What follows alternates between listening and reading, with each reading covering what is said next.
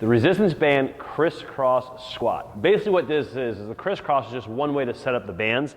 It allows you to really load up a lot of extra weight and also be hands-free, so you can actually do a squat and add an upper body movement like a push or a pull or even a press. So what we're gonna do is we're actually gonna take two bands. First thing we do is take one band and we're gonna set up the half harness.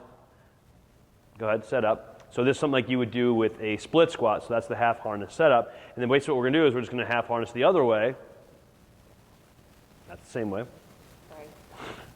And now we have basically two half harnesses going opposite directions, and we're going to go ahead and get set up for the crisscross. So first thing we want to do is we want to start with the band that's on the bottom. That's the one you want to set up with first. So what Janelle's going to do, she's going to push it down and then step into it rather than bend over and hook it under your foot and put all that pressure into your lower back. Then she'll step into the other one. And voila. You got a crisscross. A lot of the ladies joke about how it smashes their boobs, but it works really, really well. So a couple of things are happening here. One, it allows you to load up a lot of extra weight to do a squat, okay? So you can use higher level bands. The other thing is, if Janelle turns around. All the way? Yep.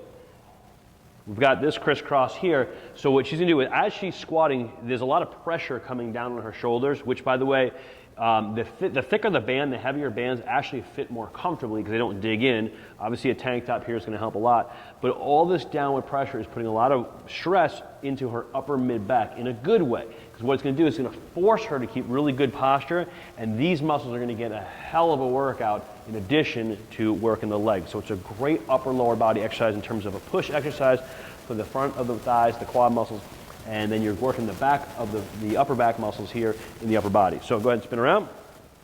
And basically all the regular rules of a squat are going to apply.